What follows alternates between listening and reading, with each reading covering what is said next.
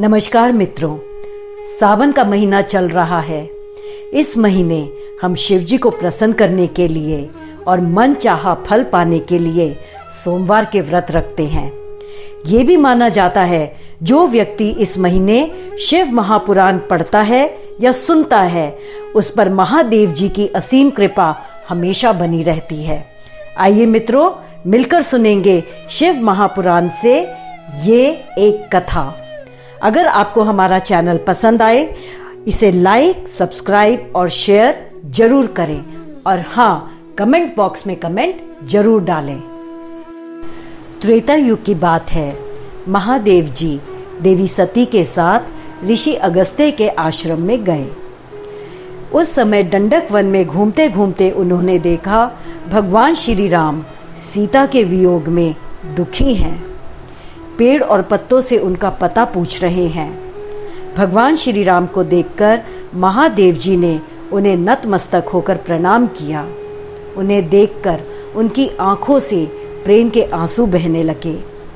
सती को ये देखकर बड़ा ही आश्चर्य हुआ। उन्होंने महादेव से पूछा, स्वामी, आपने इस मनुष्य को प्रणाम क्यों किया? इस पर महादेव जी बोले, देवी, ये दोनों राजा दशरथ के पुत्र हैं।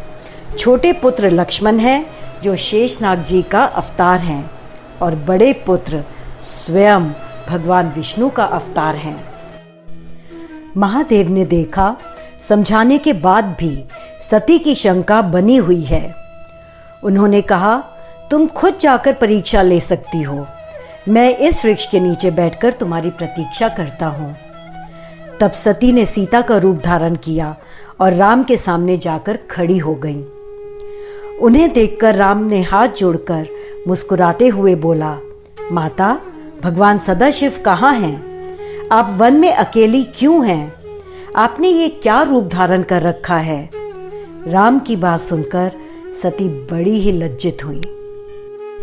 सती ने अपने आप को संभाला और राम से पूछा, आप तो चतुर्भुज विष्णु हैं, पर देवों के देव महादेव आपको इस रूप में इतना प्यार क्यों करते हैं? आपको देखकर उन्होंने प्रणाम किया। उनकी आंखों से प्रेम के आंसू बहने लग गए। यह बात सुनकर भगवान राम की भी आंखों से आंसू बह चले। वह बोले, देवी, एक बार की बात है, महादेव जी ने मुझे कैलाश पर बुलाया, सिंहासन पर बिठाया, मेरा अभिषेक करा और तीनों लोकों का राज्य मुझे दे दिया। वे सभी से बोले, आज से विष्णु हमारे स्वामी होंगे।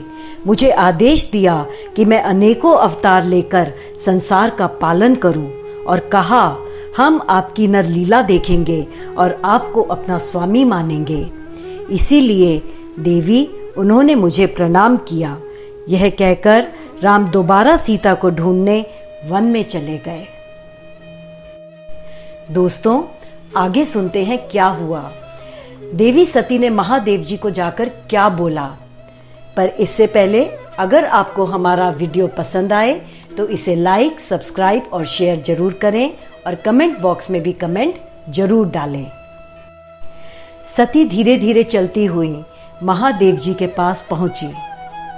महादेव जी ने पूछा, कहो सती, कैसी रही तुम्हारी परीक्षा? पर सती से कोई उत्तर दे ना पड़ा। तब महादेव जी ने ध्यान लगाया और सब कुछ जान लिया। उनको बहुत दुख हुआ। सती परम पवित्र हैं, इसलिए उनका त्याग भी नहीं कर सकते थे और उन्होंने सीता का रूप धारण किया, यह सोचकर उनसे प्रेम भी नहीं कर सकते थे। महादेव जी सती को लेकर कैलाश वापस आ गए। कैलाश आकर महादेव जी ने ध्यान लगा लिया। सती भी समझ चुकी थी कि महादेव जी ने उनका त्याग कर दिया है। वह अत्यंत ही दुखी रहने लगी, पर पश्चाताप के अलावा उनके पास और कोई चारा नहीं था। उन्हीं दिनों सती के पिता दक्ष प्रजापति ने कनखल नामक जगह पर एक बड़े यज्ञ का आयोजन किया। वह महादेव को नीचा दिखाना चाहते थे। इसी कारण उन्होंने इस यज्ञ में महादेव और सती दोनों को ही नहीं बुलाया। महर्षि दधीची, जो महादेव के अनन्य भक्त थे, उनको बहुत समझाया, परंतु दक्ष ने उनकी एक ना सुनी। क्रोधित होकर दधीची भी यज्ञ से उठकर अपने आश्रम को वापस लौट आए। जब सती को अपने पिता के घर हो रहे यज्ञ के बारे में पता चला तो वह महादेव जी के पास गईं और बोली, आप सब काम छोड़िए और मेरे साथ मेरे पिता के घर यज्ञ में चलिए। शिवजी ने सती को बहुत समझाने की कोशिश करी। उन्हें समझाया कि जो बिना बुलाए दूसरों के घर जाते हैं उनको मरने से भी अधिक अपमान सहना पड़ता है।